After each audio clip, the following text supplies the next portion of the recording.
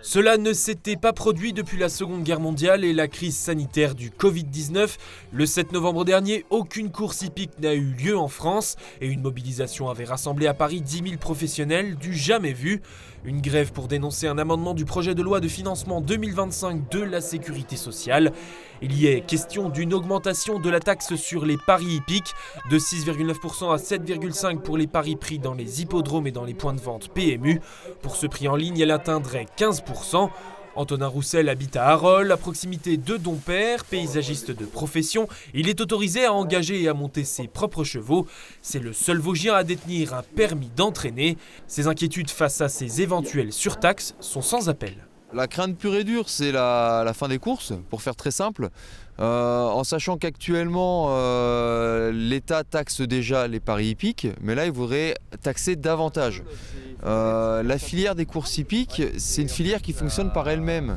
C'est-à-dire que l'argent que les parieurs jouent retourne en partie pour le fonctionnement des courses. Donc on s'autosuffit, si vous voulez.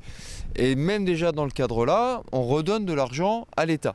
En première lecture à l'Assemblée nationale, les députés ont adopté un sous-amendement qui exclut les courses hippiques de cette augmentation fiscale sur les paris en ligne. Mais la filière craint un contre-ordre des sénateurs. Nous devons maintenir la pression absolument parce qu'on ne sait jamais, on a toujours peur que cet amendement revienne en catimini un soir à l'Assemblée. Cette augmentation de la fiscalité, c'est l'équivalent d'un mois sans course de recettes. Et donc ça mettrait vraiment en danger toute la filière des courses, de l'éleveur, l'entraîneur, les jockeys, le propriétaire et tous les gens qui tournent autour. Voilà.